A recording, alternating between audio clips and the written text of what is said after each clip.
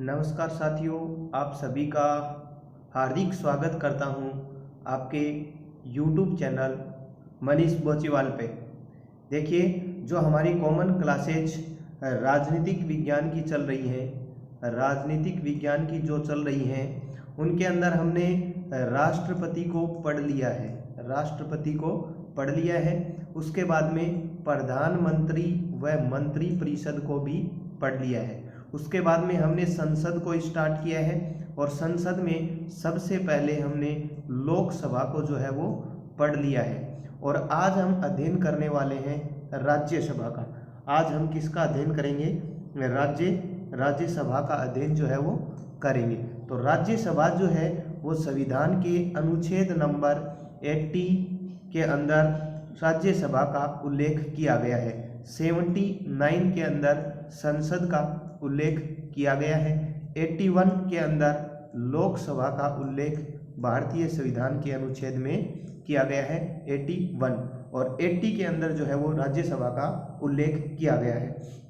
अब राज्यसभा के उपनाम की अगर बात करें, राज्यसभा के उपनाम जो है वो क्या क्या हो सकते हैं, तो इसे बोला जाता है राज्यों का सदन। क्या बोला जाता है? राज्यों का सदन। दूसरा बोला जाता है मनोनीत सदन। मनोनीत सदन दूसरा नाम है मनोनीत सदन।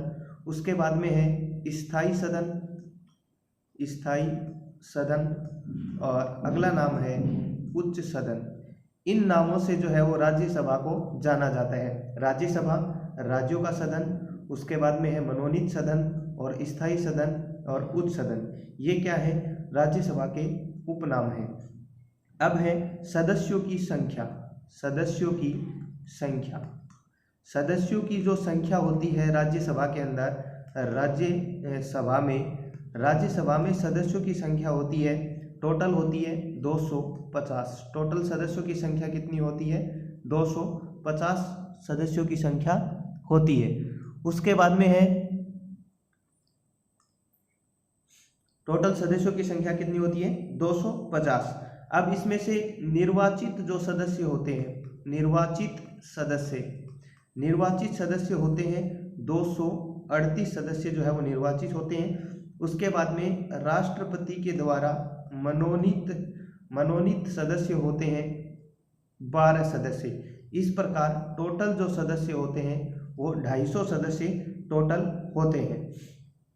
राज्यसभा में 12 सदस्य जो राष्ट्रपति के द्वारा मनोनीत किए जाते हैं, वो कला के क्षेत्र में, संगीत के क्षेत्र में, विज्ञान के क्षेत्र में, खेल के क्षेत्र में आदि से संबंधित जो सदस्य होते हैं वो राष्ट्रपति द्वारा मनोनीत किए जाते हैं। कहाँ पे?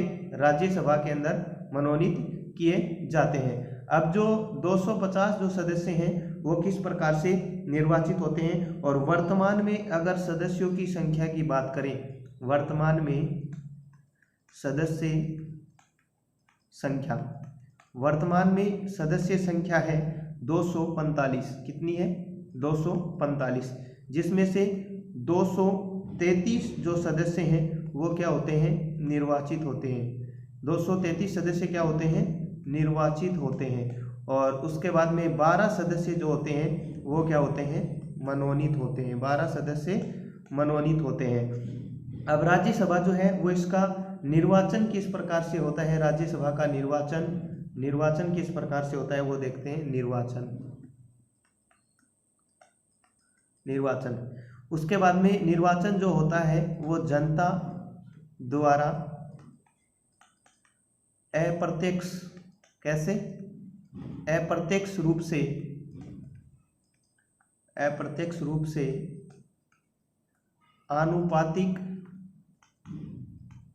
आनुपातिक प्रतिनिधित्व की एकल संक्रमणीय मत प्रणाली द्वारा राज्य की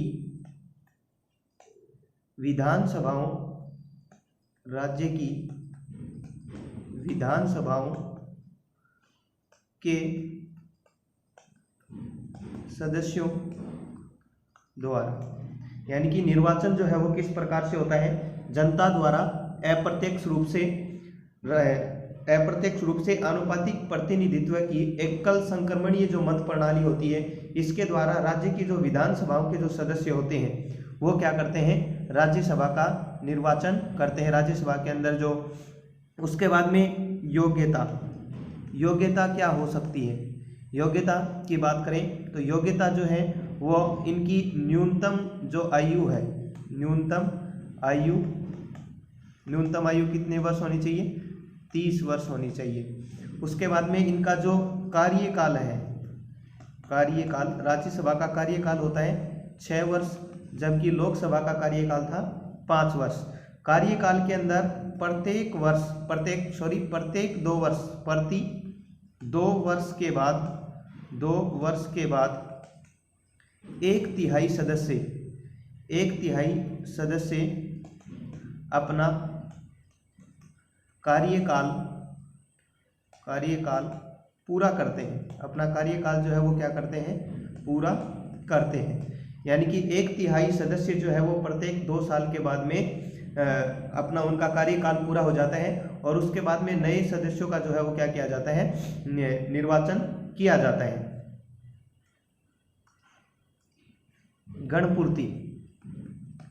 गणपूर्ति कितनी होनी चाहिए, तो गणपूर्ति जो है वो 1/10 होनी चाहिए। और गणपूर्ति होती क्या है, किसी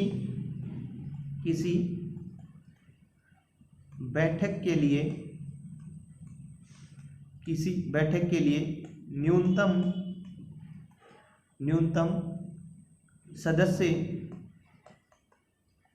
न्यूनतम सदस्य की उपस्थिति गणपूर्ति या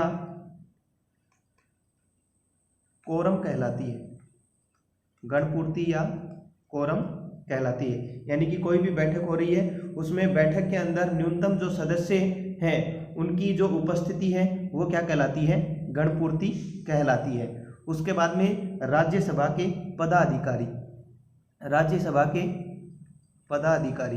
पदाधिकारी जो है इसका उल्लेख अनुच्छेद नंबर 89 के अंदर है। यानी कि राज्यसभा के पदाधिकारियों का उल्लेख कितने हैं, 89 में है। और इसके जो पदाधिकारी होते हैं पदेन सभापति और उपसभापति। अब अनुच्छेद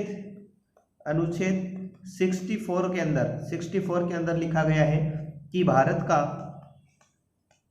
का उपराष्ट्रपति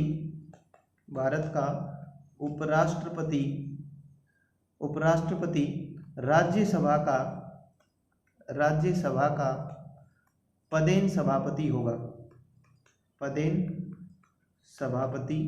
होगा।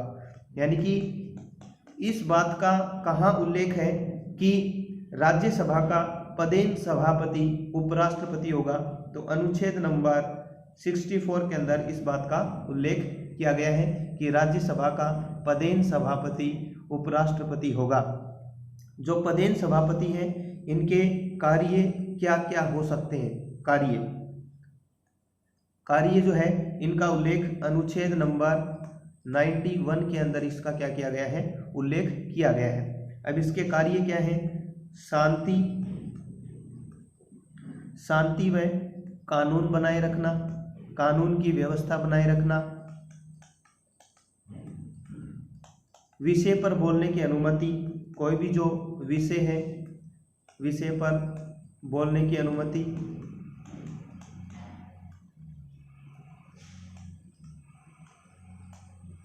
दल बदल संबंधी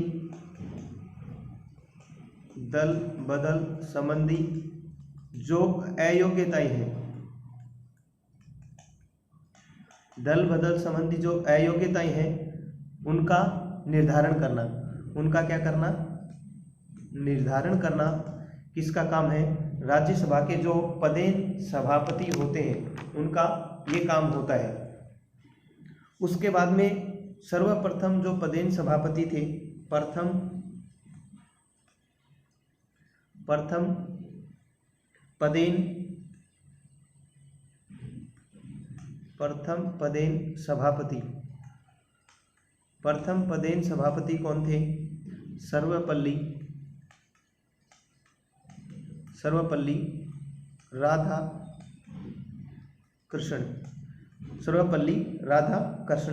और उपसभापति कौन थे?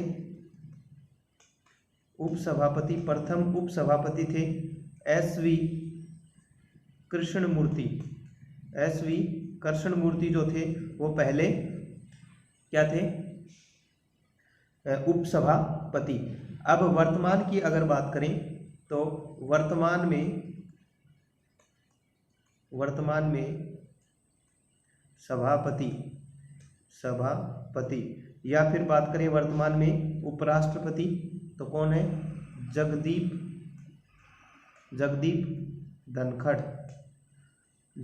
धनखड़। और उपसभापति की बात करें तो उपसभापति हैं हरिवंश। वर्तमान में उपसभापति कौन है? हरिवंश। और सभापति की बात करें तो जगदीप धनखड़।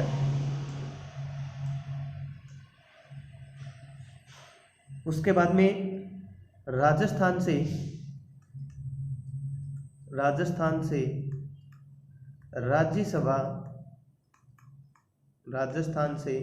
राज्यसभा में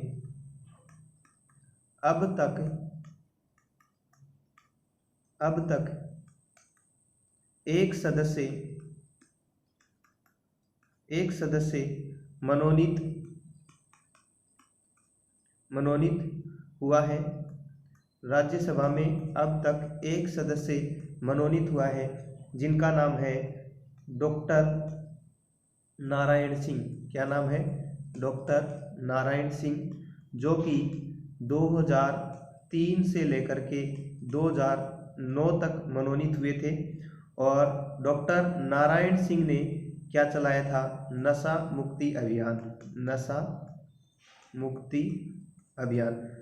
मुक्ति अभियान किसके द्वारा चलाया गया था? डॉक्टर नारायण सिंह के द्वारा चलाया गया था। उसके बाद में है राज्यसभा की